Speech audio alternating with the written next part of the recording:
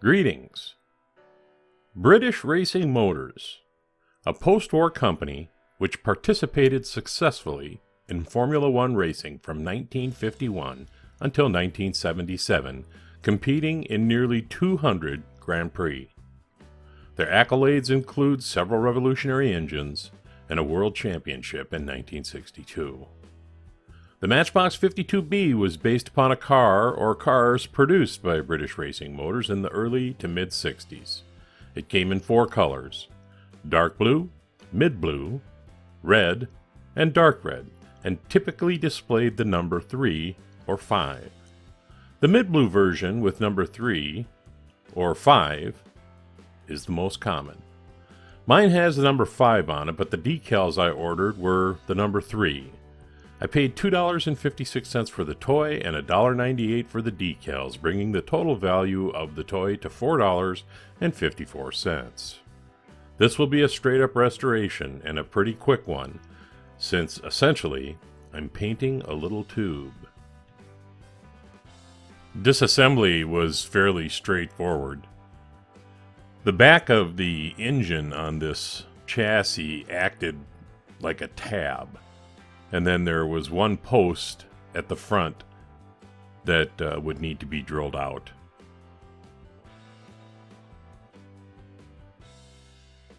And then it's just a matter of popping the body off the chassis.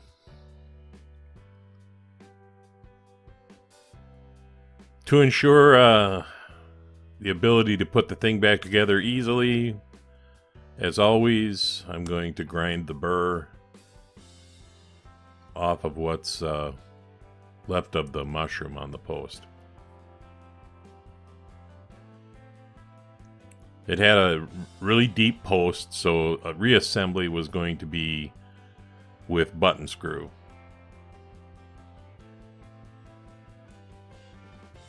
That's a 1/16 inch Milwaukee drill, a drop of oil, and a 256 tap.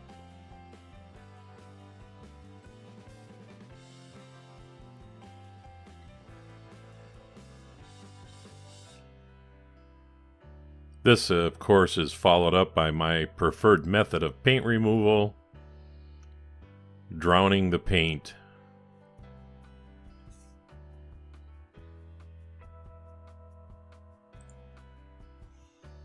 So after a strip and a wash, it's time to begin the process of preparing the casting for new paint.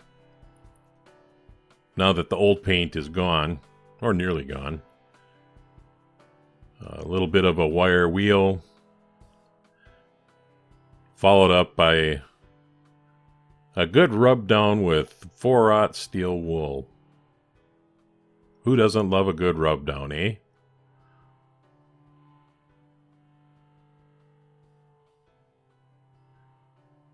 I still haven't got my white primer, so this is going to have to be gray, although given a choice I probably would have done this in white.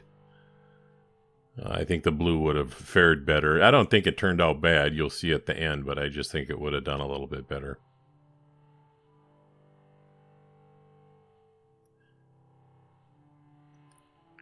The paint I mixed, started with X2 white, and then just little by little added more X4 blue until I hit the point that I liked. Did a little tack coat. Coming back with a second coat. Nice thing about this model, it really doesn't take very long to paint, and it doesn't take much paint either. And once I get done with the wet coat, I always like to end things up with Tamiya X22 Clear. I know, and I'm sure I've said this before, there are a lot of modelers that don't use it. I like to use it to protect the paint if nothing else. The chassis of the model was not painted, so I elected just to clean it up with the wire brush, and since the wheels, or the tires rather, came off of the wheels themselves, there really wasn't any reason to disassemble it any further than I already had. The little cockpit guy was a little dirty. Nothing a little soap and water won't solve. And then there was a lot of flashing around the plastic, so I took some fine sandpaper and sanded off the excess plastic.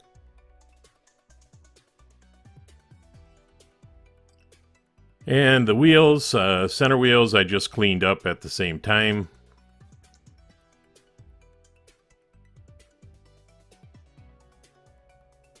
And then it was time, after letting the paint cure for a day or two, to move on to the decals. Lay a little film of water down with a cotton bud, and then use a toothpick to get the numbers straight. Probably the hardest part about this was cutting the numbers as close to the circle as possible without actually cutting into the white circle. They weren't 3 individual decals. They were one big decal with 3 circular 3s. And if you look closely, you can see it. God, I just nicked a little bit of this number 3 when I was cutting it at about the 4 o'clock position. But other than that, I thought I did pretty good. I found that if I use the toothpick to kind of hold the decal on one side and then squeegee the water out one side at a time, it doesn't move around nearly as much. The cotton bud has a tendency to make the decal move when you're trying to squeegee water out from underneath it. So the toothpick makes a perfect little finger to hold the decal down while you squeegee water out. So getting back to where we all started with a car that really, honestly, I get it. It probably wasn't too bad. But the paint was just fried. And I just thought that it could look so much better. So here's where we wound up.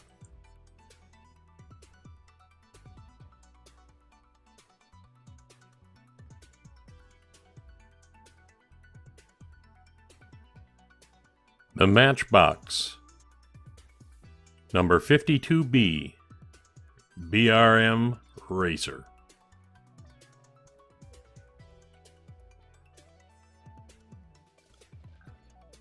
Stick around if you want to see what's going on the bench. This is TimeRider, and I'll leave the light on for you.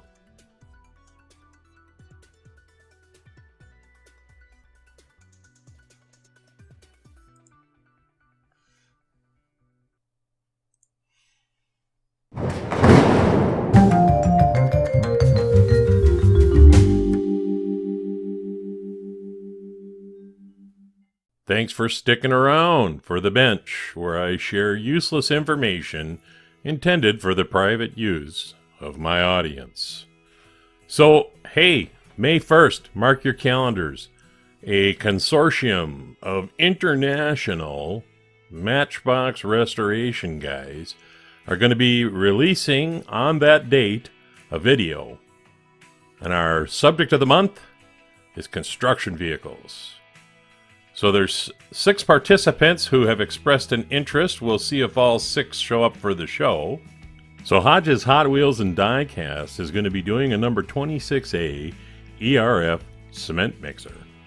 Matchbox Garage is going to be using more yellow paint than anybody, and they're going to be doing the M10 Dinkum Dumper. Matchbox Restoration is going to be doing kind of looks almost like a Caterpillar front end loader, the 58B, and I'll be doing the 43B, which is also kind of a front end loader.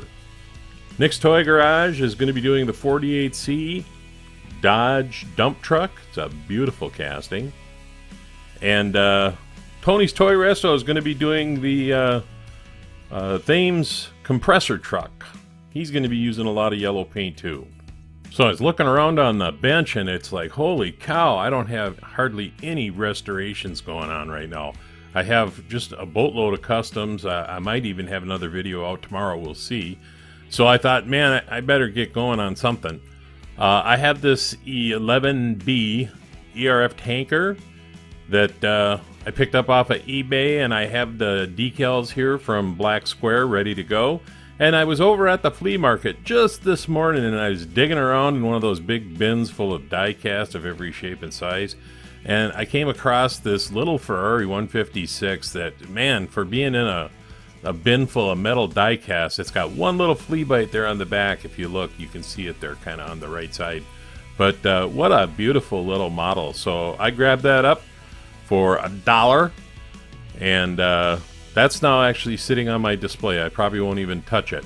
And I need to start another restore, and I have the treads for this snow track. It's got some bent up spaces. The front looks, if you look, it's got kind of a curve to it, so I'm going to have to do a little straightening on this one. But other than that, I think it's ready to go. So thanks for sticking around.